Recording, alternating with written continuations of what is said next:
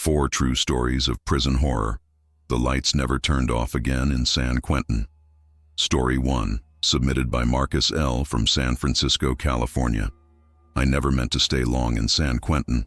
6 years for burglary, maybe out in 4 with good behavior. That's what my public defender kept repeating, as if those numbers were supposed to steady me.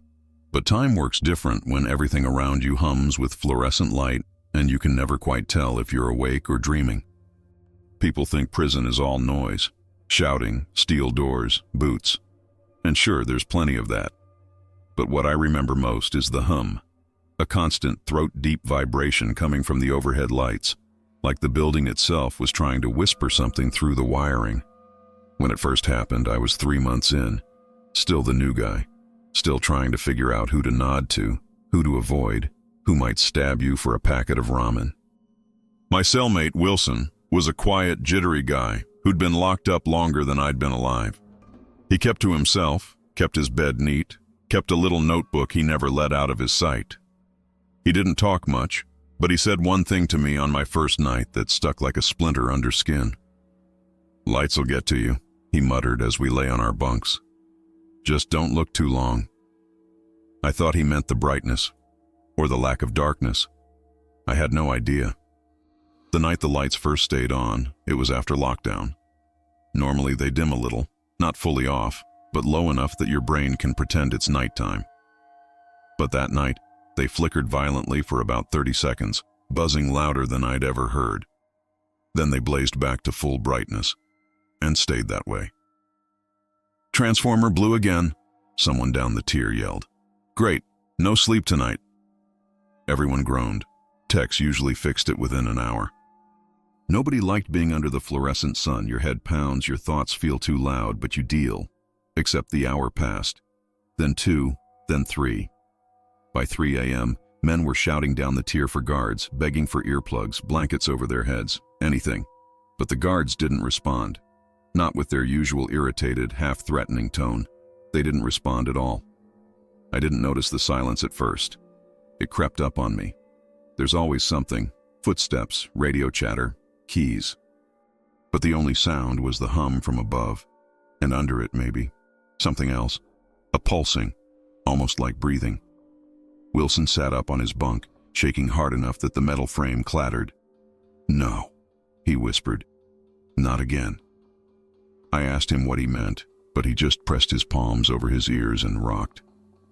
The shadows under his eyes looked bruised, like he hadn't slept for days. Maybe he hadn't. The hum rose a little, like the lights were straining. And then I heard it, a faint click, click, click, coming from inside the wall behind my bunk. I turned toward it. The wall felt warm, warmer than any concrete should feel. "What is that?" I asked. "A rat?" Wilson let out a short, broken laugh. "You think rats walk in rhythm?" Click, click, click. Pause. Click, click, click. It wasn't random. Too steady. It sounded like fingernails. Tapping. I backed away from the wall. My heart thudded painfully hard. "You messing with me?" He shook his head. "This happened in '09. Whole block lit up like a surgery room for 6 days. Guards stopped responding. Food came late. Men started talking about things inside the walls, inside the lights." He rubbed his temples, voice cracking. "When the dark never comes, the things that hide in it start looking for somewhere else to go." I told him he was just tired, that we both were, that the worst thing that could come through the wall was a roach, but I didn't believe myself. Around dawn, not that you could tell it was dawn with the lights blasting, the tapping moved. It slid along the wall, creeping toward the door, then up toward the ceiling. Wilson's breath hitched. "Don't look up." Naturally, I did. At first, it was just the light fixture, a long plastic panel glowing too brightly, flickering at the edges. But then the flickering took on a shape, or I convinced myself it did. A smudge of shadow, like something standing behind the plastic cover, inches above our heads. The hum changed pitch. The plastic cover bowed downward, just slightly, like something leaned on it from the other side. I stumbled off my bunk and pressed myself into the corner, "Guard!" I yelled. "Guard, get over here, something's wrong."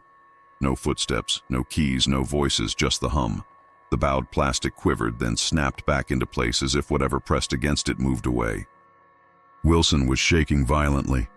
"It moves through the wiring. It feeds off attention. That's why you don't stare. Don't let it know you see it." I wanted to tell him he was insane. I wanted to believe he was, but I couldn't unfeel the heat from the wall. Couldn't unsee the warped plastic. Couldn't unhear the tapping traveling inside the concrete like bone joints bending. The lights finally dimmed 48 hours later. Without warning.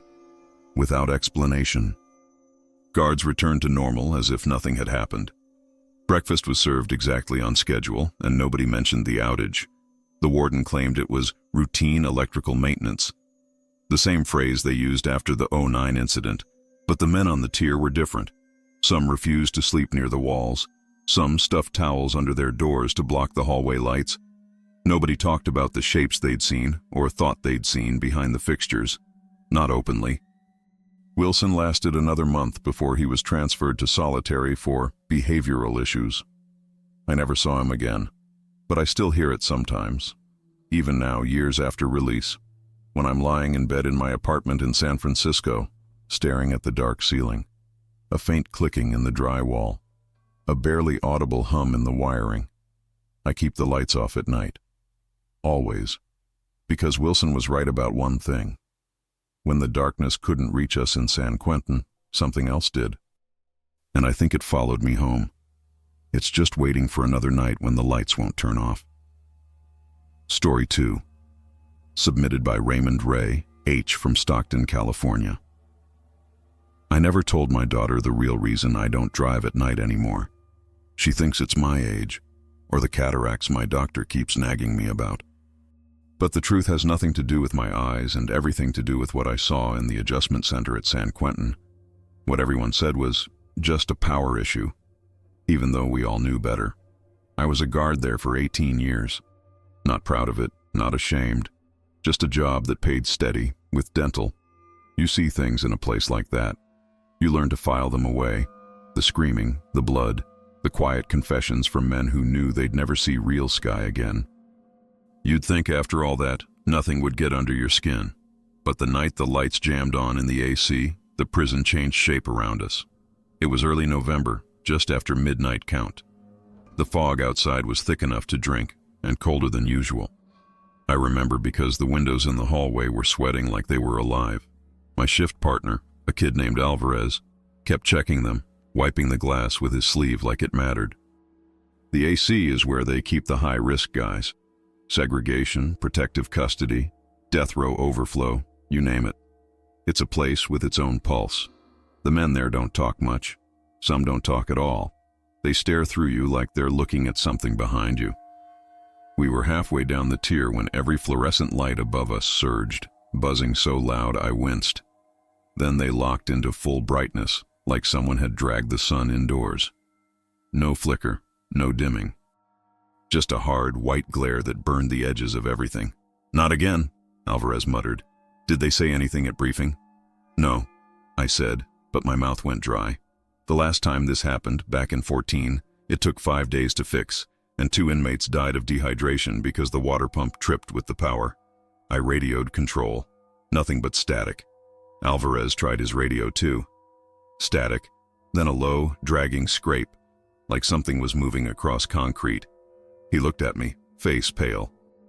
"That wasn't, it's interference," I cut in. "Power surge messing with the signal." But I didn't believe it, not even for a second. We finished the walk, trying to look unbothered, professional. The men behind the bars watched us with strange, assessing stillness. Some covered their eyes with blankets. Some pressed their faces to the tiny windows in their doors, pupils blown wide like animals caught in headlights. One guy, cell 217, whispered through the crack under his door, "It's in the walls again." I ignored him and kept walking. We reached the end of the tier when something clattered above us, a sound sharp enough to echo. Alvarez jumped back, hand on his baton. "It's the ventilation," I told him. Except it wasn't. The vents were farther down the hall. This sound came from directly above, where the long light panel buzzed like it was straining to stay bolted. The plastic bulged downward. Alvarez whispered, "Ray, did it just—" "Keep moving," I said. But the bulge deepened. Something shifted behind the plastic, distorting the glow. Not a shape exactly. More like a shadow trying to form a shape, but failing. A smear of darkness in a place that should have been nothing but light. The buzzing dropped half a pitch, turning into a low thrum I felt behind my teeth. Then the screaming started. It wasn't from one cell. It rolled down the tier like a wave, every man shouting over the next, begging us to shut the lights off. Some pounded their doors, some sobbed, some prayed. A few whispered, over and over, "Don't look up, don't look up." Alvarez lost his nerve first. He ran. I'm not ashamed to admit I followed him. We sprinted toward the security door at the end of the hallway. Alvarez slapped the panel. The red indicator flashed dead. "Power lock," he gasped. "Ray, the whole system's looping." "No," I said, though the air tasted metallic. "No, that doesn't happen. Not all at once." Behind us, the buzzing grew louder. Then the tapping began. It came from the cinder block walls. Soft, deliberate. Fingernails, knuckles. Something testing the structure from inside. Slow at first, then faster. Traveling along the wall like a message passed cell to cell. Alvarez fumbled with his key ring, hands shaking. "Come on, come on." A thud hit the door we'd just come through. Not a person, too heavy. Too fluid. The metal rippled inward, like something pressed against it without using hands. "I'm opening this damned door," Alvarez whispered. "No," I hissed. "If the system's locked, turning the key'll trip the alarm. Then we're trapped from both sides." But he was too far gone to hear me. He shoved the key into the lock and turned. Alarms exploded. Red strobes flashed, but the overhead lights didn't dim. They only brightened, burning hot, humming so loud I thought my skull might split. The thing behind the door stopped pressing. Then it began to scrape downward. Not metal on metal. Something softer. A dragging sound that made my stomach turn. Alvarez backed away. "Ray, Ray, what is that?" I didn't answer. I didn't know how. The scraping reached the bottom of the door, then it moved sideways, toward us.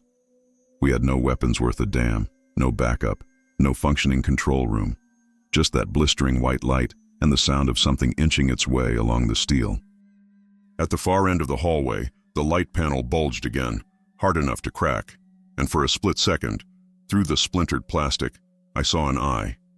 Not human, too wide, too bright, like it reflected the light instead of suffering from it. I grabbed Alvarez by the collar and yanked him toward the stairwell door. It was supposed to stay locked during night rotation, but by some miracle, or mistake, the key turned. We ran for the stairs, down 2 flights, down another hallway where the lights still worked normally. My lungs burned. Alvarez sobbed quietly, mumbling that he was done. He was done. He was leaving the job. He didn't care if they fired him. He quit the next morning. I stayed another year. Not out of bravery, out of denial. I couldn't let myself believe something supernatural lived in that wiring, that concrete, that light. But on my last night, just before my shift ended, the lights above the exit flickered, just once. A slow, heavy pulse, and somewhere inside the wall beside me, something tapped back. That's why I don't drive after dark anymore, because headlights look too much like those damned fluorescents. And every time I see them stretch across pavement, I swear I catch something moving just behind their glow, like it's waiting for the lights to surge again, bright enough to break through. Story 3, submitted by Daniel C. from Modesto, California. People think the worst part of San Quentin is the violence, the stabbings, the politics, the lockdowns. And yeah, all that is bad, worse than most outsiders will ever understand. But the real nightmare sneaks up on you. It doesn't come with shanks or gang colors. It comes in the form of routine, of sameness, of knowing exactly what every day will look like.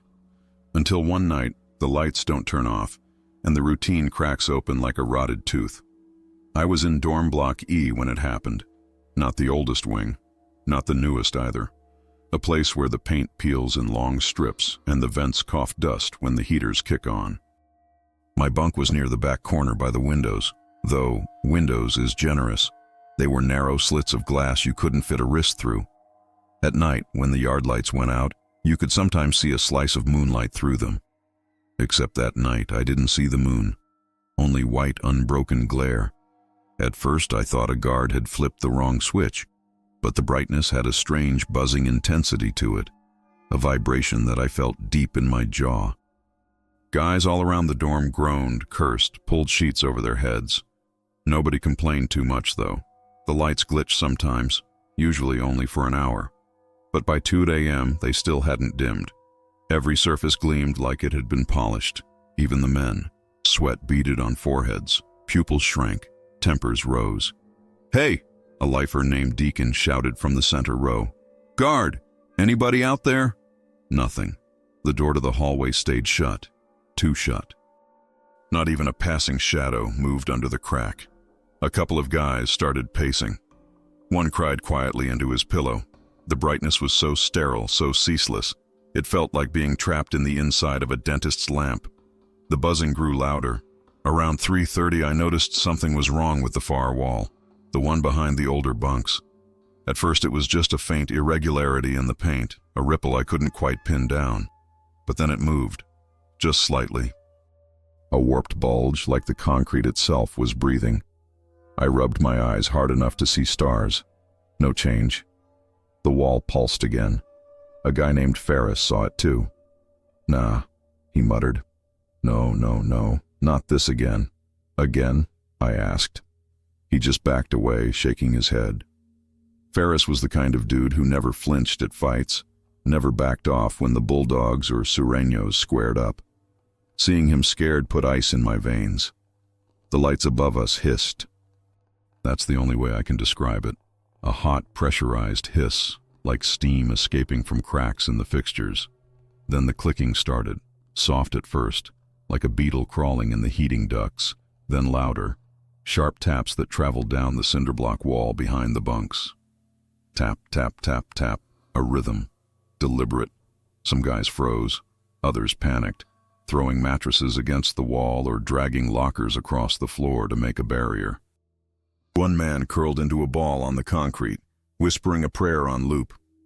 I was rooted in place, couldn't look away, because the tapping was getting closer. And underneath it, I swear I heard breathing. The bulge in the wall flexed inward. The guy in the lower bunk nearest it scrambled away like a crab, knocking over his locker. Hell no, I'm not doing this. Open the door." Someone pounded on the exit, screaming for officers. Still no response. That was the moment I realized something else. The cameras weren't moving. They normally pan every 30 seconds. Little electric whirs, red LED blink. But now they were frozen, staring dead straight, not even a glimmer from the recording lights. Either the whole system was down, or someone had shut them off. The tapping climbed upward until it reached the fluorescent panels overhead. The lights flickered once, twice, then stopped, brighter than ever, practically humming with tension. Ferris backed into me. "Don't look up," he whispered. "Don't look. It notices when you do." A long, thin crack appeared in the light cover above bunk 14. Plastic bowed downward, the way it might if someone pressed a knuckle into it from the other side. A few guys bolted for the exit again, screaming. The door didn't move. The crack split wider. Something shifted behind the light. A silhouette, undefined, shifting, like a person made of static. Then, from inside the fixture, a fingernail scraped across the plastic. Half the dorm shouted. The other half went dead silent. Ferris squeezed his eyes shut. "This is what they warned us about in 2009, he muttered. "And again in 14. It crawls through the wiring. The lights are its way in. That's why they can't turn them off." "Shut up," a guy across the room snapped. "You're freaking people out." Ferris opened his eyes. They were rimmed red. "I'm not trying to freak you out. I'm trying to tell you what kept me awake for 17 months straight." The light panel bowed again, harder. I forced myself to look away, but the room had grown so bright it felt like the entire world was a white furnace. Shadows were gone. Not softened, not dimmed. Gone, like the light had burned them out of existence. Men were crying, some praying. One guy punched the wall until he bloodied his knuckles. The buzzing reached a pitch that made my ears ring. Then everything stopped. The lights cut out in an instant. A darkness deeper than natural night slammed down over us. Real darkness, thick, suffocating, complete. Someone screamed high and panicked. Someone else shouted my name. Then, in the pitch black, a voice whispered from the ceiling, soft, damp, close. "I found you." Chaos exploded. Bodies crashed into bunk frames. Guys shoved past me, clawing for the exit. I dropped to the floor and crawled under my bunk. My pulse hammered against the concrete. Something moved overhead. Not footsteps, but a sliding shift, like weight dragging across metal. Then, just as suddenly, the lights returned. Dimmed, normal, their usual sickly color.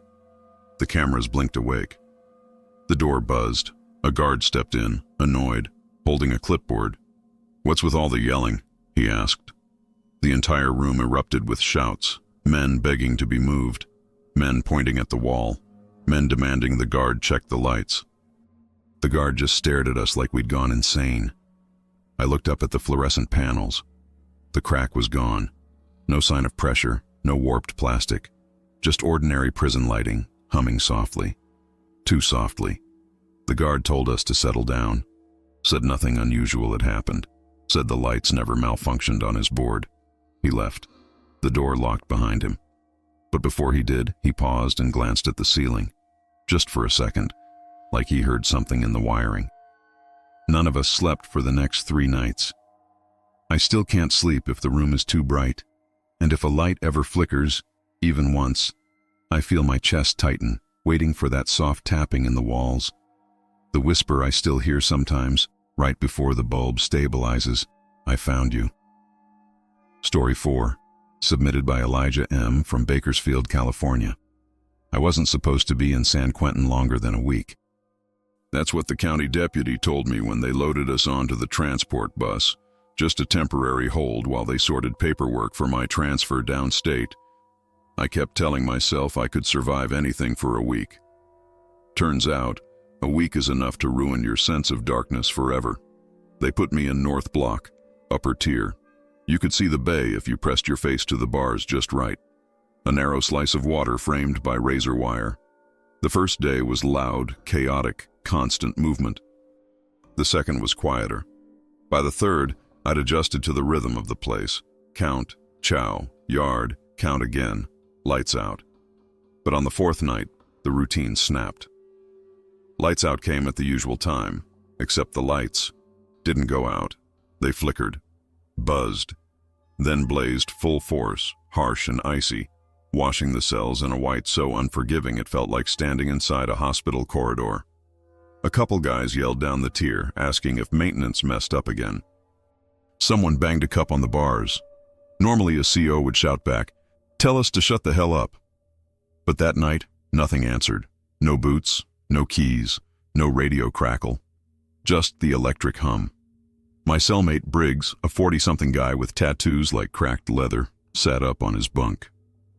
"Not this shit again," he muttered. "You've seen this before?" I asked. He looked at me, really looked, and his face changed. "God damn, you're new. Listen to me.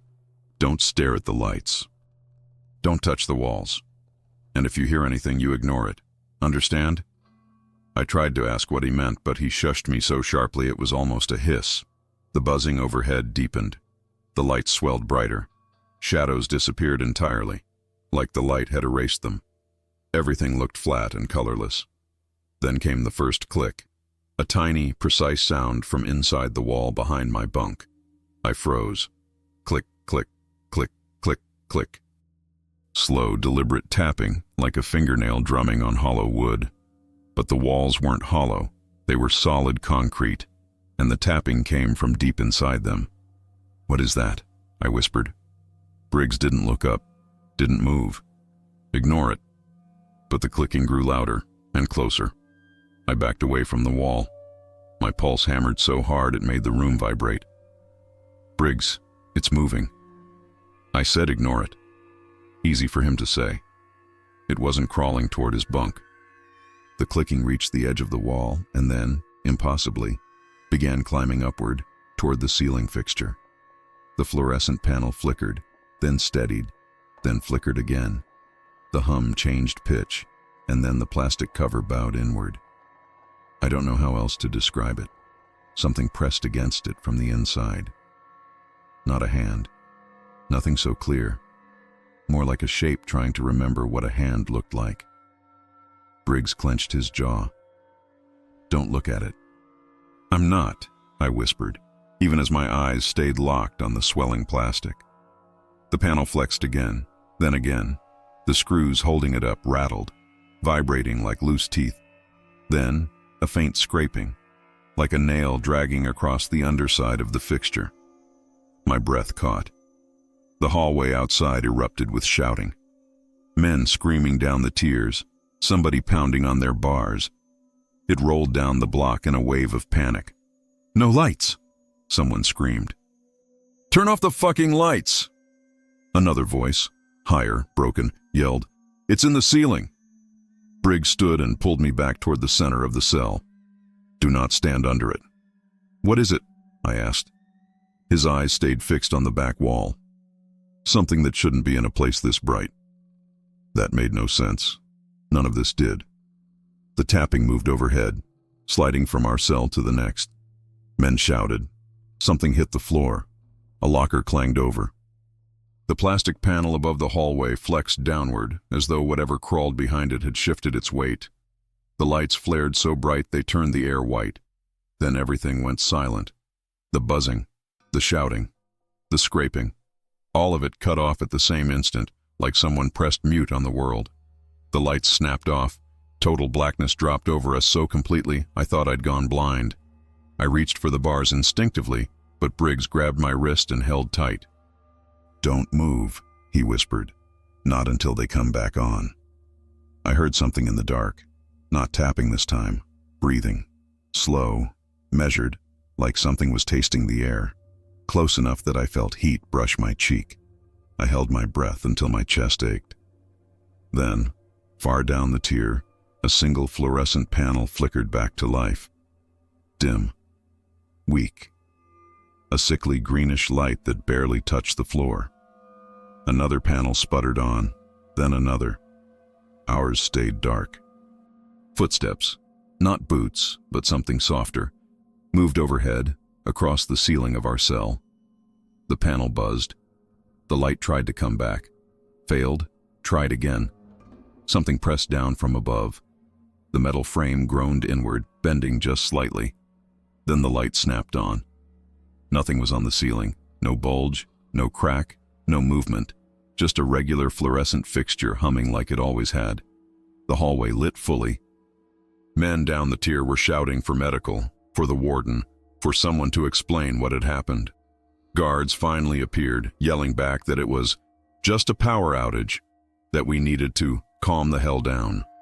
But I saw the way one of the guards stared at the ceiling, tight-jawed, eyes sharp, like he expected something to drip through the panels. Briggs sat on his bunk, hands shaking. "It wasn't supposed to get that close," he whispered. "What wasn't?" He looked at me like he might tell me. Then he shook his head. "You're leaving in a few days. Forget it." I didn't forget. Couldn't. That was 3 years ago. I still sleep with the lights off, all the way off, because bright white light feels wrong now. Like an invitation. Like a door. And sometimes, especially in cheap motels with buzzing fixtures, I swear I hear it again. That soft, familiar clicking inside the walls. Like it finally learned how to find me in the dark.